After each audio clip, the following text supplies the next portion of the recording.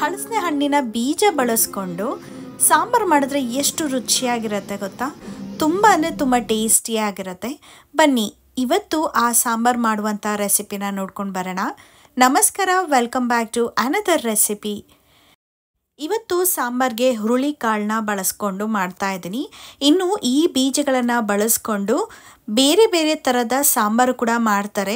ಹಾಗೆ ಹುರುಳಿಕಾಳು ನೀವೇನಾದರೂ ಬಳಸೋಕ್ಕೆ ಇಷ್ಟಪಡಲ್ಲ ಅಂದರೆ ಸೊಪ್ಪನ್ನ ಬಳಸ್ಕೊಂಡು ಸೊಪ್ಪು ಸಾರು ಮಾಡ್ತೀರಾ ನೋಡಿ, ಆವಾಗಲೂ ಕೂಡ ಹಾಕ್ಕೊಳ್ಬೋದು. ಇನ್ನು ಬರೀ ಈ ಬೀಜಗಳನ್ನು ಬಳಸ್ಕೊಂಡೇ ನಾವು ಒಂದು ಥರದ ಸಾಂಬಾರು, ಮಸಾಲ ಸಾಂಬಾರನ್ನ ಮಾಡ್ತೀವಿ. ಅದನ್ನು ನಾನು ನೆಕ್ಸ್ಟ್ ಎಪಿಸೋಡಲ್ಲಿ ಶೇರ್ ಮಾಡ್ತೀನಿ ಹೇಗೆ ಮಾಡೋದು ಅಂತ. ಈಗ ಮೊದಲು ಹುರುಳಿಕಾಳು ಹಾಗೆ ಹಲಸಿನ ಬೀಜನ ಬಳಸ್ಕೊಂಡು ಹೇಗೆ ಸಾಂಬಾರು ಮಾಡೋದಂತ ತಿಳಿಸ್ಕೊಡ್ತೀನಿ ಬನ್ನಿ. ಮೊದಲು ಈ ರೀತಿಯಾಗಿ ಬೀಜಗಳನ್ನು ಚೆಚ್ಚಿ ಸ್ವಲ್ಪ ಸ್ಮ್ಯಾಶ್ ಮಾಡಿಕೊಂಡು ಸಿಪ್ಪೆನೆಲ್ಲ ತೆಗೆದು ಇಟ್ಕೋಬೇಕಾಗತ್ತೆ. ಮೇಯ್ನಾಗಿ ಈ ಬೀಜನ ಬಳಸ್ಕೊಂಡು ಸಾಂಬಾರು ಮಾಡ್ತಾರೋದ್ರಿಂದ ಈ ಬೀಜನ ಸ್ವಲ್ಪ ಜಾಸ್ತಿ ಕ್ವಾಂಟಿಟಿಲೇ ಬಳಸ್ಕೊಳ್ಳಿ. ಮೊದಲು ಒಂದು ಪಾತ್ರನ ಇಟ್ಕೊಂಡಿದ್ದೀನಿ. ಕುಕ್ಕರಲ್ಲಾದರೂ ಮಾಡ್ಕೊಳ್ಳಿ, ಓಪನ್ ಪಾತ್ರಲ್ಲಾದರೂ ಮಾಡ್ಕೊಳ್ಳಿ. ನನಗೆ ಕಮೆಂಟ್ ಹಾಕಿದ್ರು ಕುಕ್ಕರಲ್ಲಿ ಮಾಡಿ ತೋರಿಸಿ ಅಂತ. ಆ ಕಾರಣಕ್ಕೆ ಇವತ್ತು ಕುಕ್ಕರಲ್ಲಿ ಮಾಡ್ತಾ ಇದ್ದೀನಿ. ಮೊದಲು ಕುಕ್ಕರ್ಗೆ 2 ಸ್ಪೂನ್ ಆಗೋಷ್ಟು ಎಣ್ಣೆ, ಸಾಸಿವೆ, ಜೀರಿಗೆ ಹಾಗೆ ಈರುಳ್ಳಿನ ಹಾಕಿ ಈ ರೀತಿಯಾಗಿ ಫ್ರೈ ಮಾಡ್ಕೋಬೇಕು. ಎಣ್ಣೆ ಸಖತ್ತಾಗಿ ಕಾದಿರಬೇಕು, ಆವಾಗಲೇ ನಾವು ಹಾಕುವಂಥ ಒಗ್ಗರಣೆ ಮನೆ ತುಂಬ ಘಮ ಘಮ ಅನ್ನತ್ತೆ. ಈ ರೀತಿಯಾಗಿ ಹಾಕ್ಕೊಂಡಿದ ನಂತರ ಕರ್ಬೇವಿನ ಸೊಪ್ಪು 1-2 ಕಡ್ಡಿ ಆಗೋಷ್ಟು ತರದು ಹಾಕ್ಕೊಂಡಿದ್ದೀನಿ. ನಂತರ ಹಲಸಿನ ಬೀಜನೂ ಕೂಡ ಹಾಕೋತಾ ಇದ್ದೀನಿ. ಈ ಹಂತದಲ್ಲೇ ನಾವು ಹಾಕೋದ್ರಿಂದ ಒಗ್ಗರಣೆ ಒಳ್ಳೆ ಚೆನ್ನಾಗಿ ಇಟ್ಕೊಳ್ಳುತ್ತೆ. ಇನ್ನು ರುಚಿನೂ ಕೂಡ ತುಂಬ ಅದ್ಭುತವಾಗಿರುತ್ತೆ.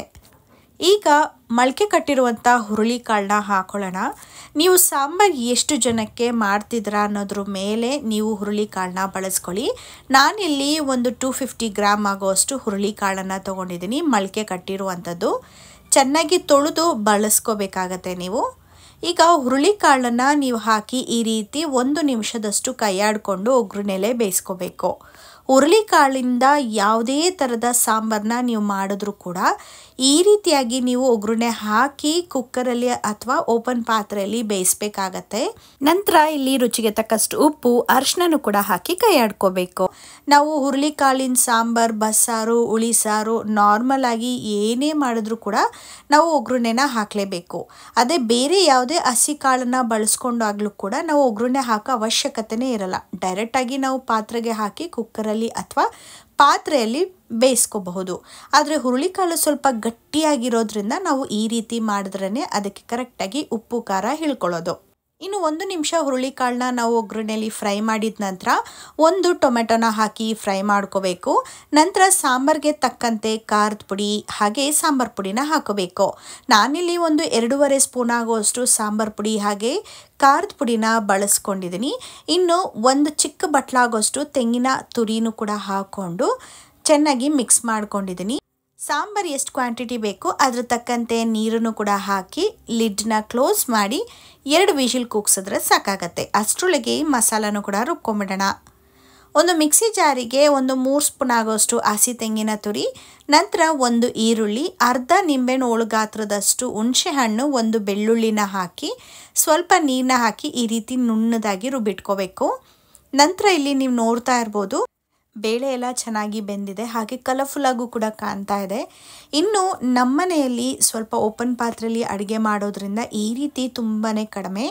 ನನಗೆ ತುಂಬ ಜನ ಕಮೆಂಟ್ ಹಾಕಿದ್ರಿ ಕುಕ್ಕರಲ್ಲಿ ಮಾಡಿ ತೋರಿಸಿ ಅಂತ. ಆ ಕಾರಣಕ್ಕೆ ಇವತ್ತು ಕುಕ್ಕರಲ್ಲಿ ಸಾಂಬಾರನ್ನ ಮಾಡ್ತಾಯಿದ್ದೀನಿ. ಈಗ ಕುಕ್ಕರಲ್ಲಿ ಕೂಗಿಸಿರುವಂಥ ಕಾಳುಗಳನ್ನು ನಾನು ಸಾಂಬಾರು ಮಾಡುವಂಥ ಪಾತ್ರೆಗೆ ಹಾಕ್ಕೊಂಡಿದ್ದೀನಿ. ನಂತರ ಮಸಾಲೆ ರುಬ್ಬಿಟ್ಕೊಂಡಿದ್ದೆ ನೋಡಿ, ಅದನ್ನು ಕೂಡ ಹಾಕ್ಕೊಂಡು ಇನ್ನು ಸ್ವಲ್ಪ ಮಿಕ್ಸಿ ಜಾರಿಗೆ ನೀರನ್ನು ಕೂಡ ಹಾಕ್ಕೊಂಡು ಆ ನೀರನ್ನು ಕೂಡ ಸಾಂಬಾರಿಗೆ ಬಳಸ್ಕೊಂಡಿದ್ದೀನಿ.